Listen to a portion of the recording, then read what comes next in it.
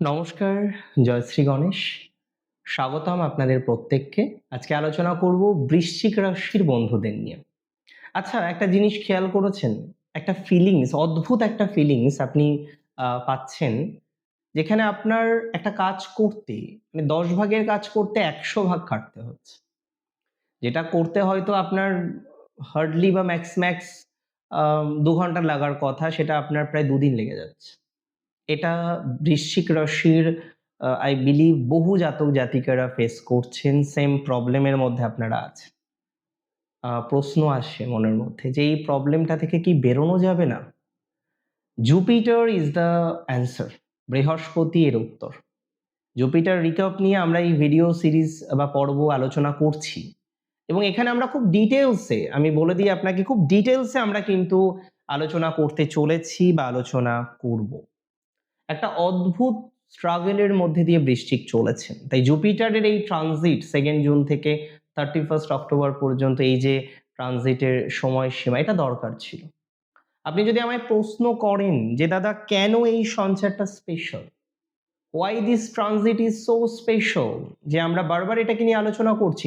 দেখুন, ভাগ্যস্থানে বৃহস্পতি, ধর্মস্থানে বৃহস্পতি, পিতার স্থানে বৃহস্পতি, উচ্চশিক্ষার স্থানে বৃহস্পতি। কর্কটে জুপিটার এক্সাল্টেড হয়, কর্কট রাশিতে জুপিটার এক্সাল্টেড হয়। আপনার পঞ্চমপতি নবমে যাচ্ছে, অসম্ভব ভালো একটা ট্রানজিট। এই ট্রানজিট আপনাকে অমৃত সমান ফল দেবে।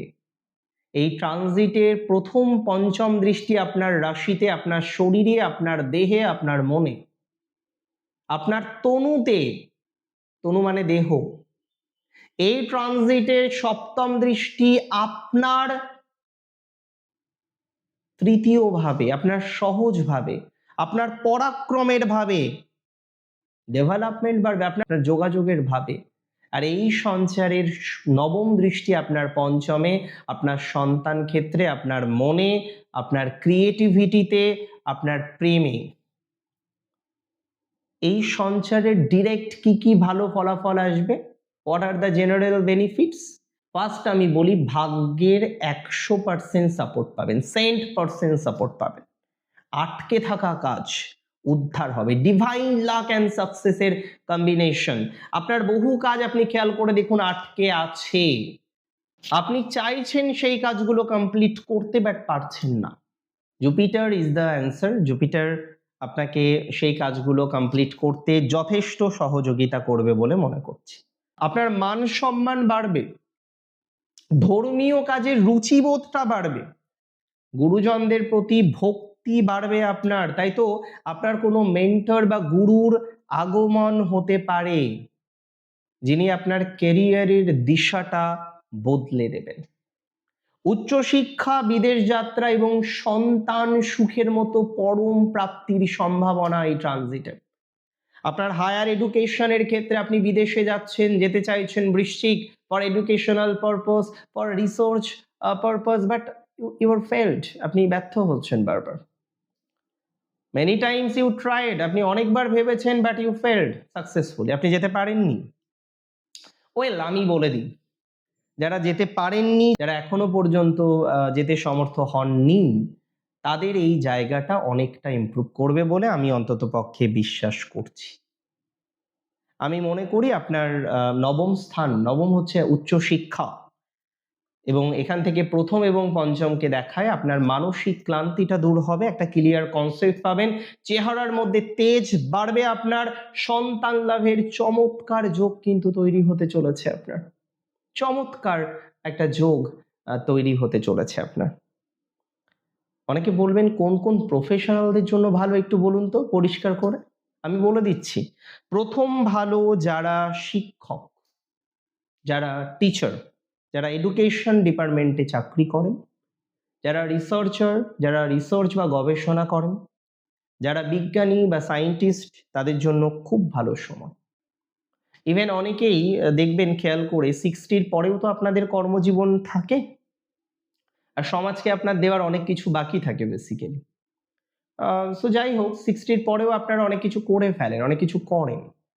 অবশ্যই এটা প্রশংসনীয়। আমি প্রশংসাই করব এই গুণাবলীটাকে। বাট আমি এটা বলতে চাই আপনাকে যে আপনাদের ভাগ্যের ক্ষেত্রে জ্যাকপট লাগতে চলেছে এই প্রফেশনালদের।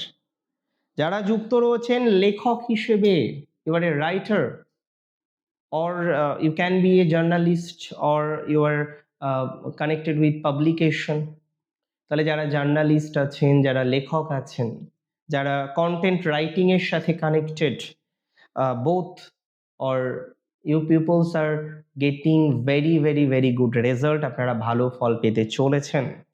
সাংবাদিক বা মিডিয়ার সাথে যুক্ত যারা, তাদের প্রপারলি ডেভেলপমেন্ট আসবে।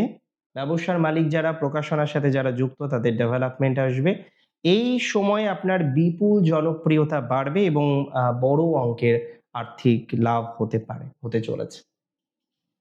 যারা আইনজীবী আছেন, বিচারক আছেন এবং পরামর্শদাতা, those who are lawyer, you can be a judge or connected with any consultancy service, তাদের জন্য সত্যি ভালো সময়।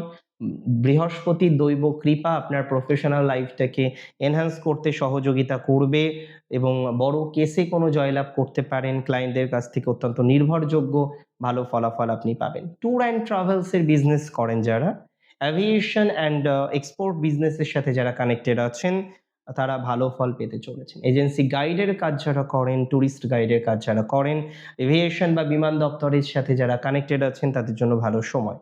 অথবা দূরপাল্লার আমদানির ব্যবসার সাথে যারা কানেক্টেড, রপ্তানি ব্যবসার সাথে যারা কানেক্টেড, এই সময় রেকর্ড পরিমাণ বুকিং আপনাদের হবে, প্রফিট আসবে প্রচুর। দেখুন, আমি বারবার বলি, ট্রানজিট যেটাই হোক না কেন, that can be good or bad or that can be both, একটা ডার্ক সাইড থাকে। যে ডার্ক সাইডকে আমাদের যদি অতিক্রম করতে হয়, আমাদের কিছু জেনারেল সাজেশন ফলো করতে হয়। ফার্স্ট আপনাদের বলবো, ভাগ্যের উপরে অতিরিক্ত রিলাই করা মানে বিপদ।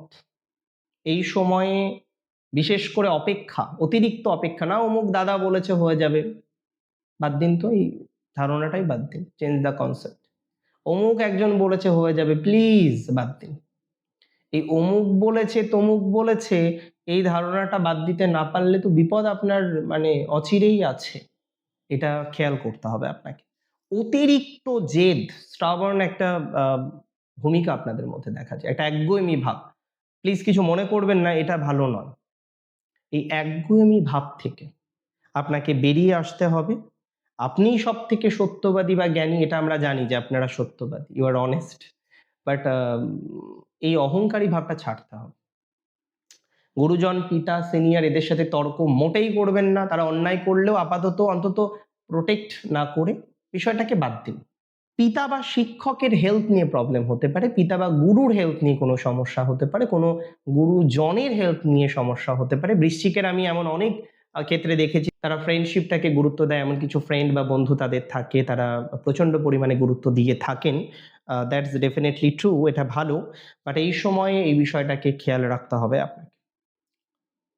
দুরকম পরামর্শ দেবো, একটা স্পিরিচুয়াল এবং আরেকটি প্র্যাকটিক্যাল। স্পিরিচুয়াল ক্ষেত্রে প্রথমে বলবো, বাড়ির নর্থ ইস্ট কোণকে পরিষ্কার পরিচ্ছন্ন এই সময় রাখতে। একটা তামার পাত্রে গঙ্গা জল বা পরিষ্কার জল ভরে রাখতে পারেন এই সময়। ধর্মীয় বই, গীতা, মহাকাব্য, এগুলো দান করতে পারেন, ভালো হবে। হলুদের এবং চন্দনের তিলক, হলুদের সাথে চন্দন একটু মিক্সড করে মহাদেবের শ্রীচরণে প্রদান করুন এবং অবশ্যই একটু হলুদের বা কেশরের বা চন্দনের একটা তিলক ধারণ করে রাখুন এই সময়। চন্দনের তিলক নিজের কপালে ধারণ করুন, ভালো হবে আপনার। ধর্মীয় স্থানে বা মন্দিরে অন্নদান করতে পারেন, অন্নদান মহাদান। এই সময়ে ধর্মীয় কোনো স্থানে বা মন্দিরে একটা বিশেষ হয় না, ভোগের আয়োজন করতে পারেন, বিশেষ খাবারের আয়োজন করতে পারেন। এবার বলি প্র্যাকটিক্যাল রেমেডিস। ফার্স্ট বলে দিচ্ছি, গুরু বা পিতার আশীর্বাদ আপনার দরকার।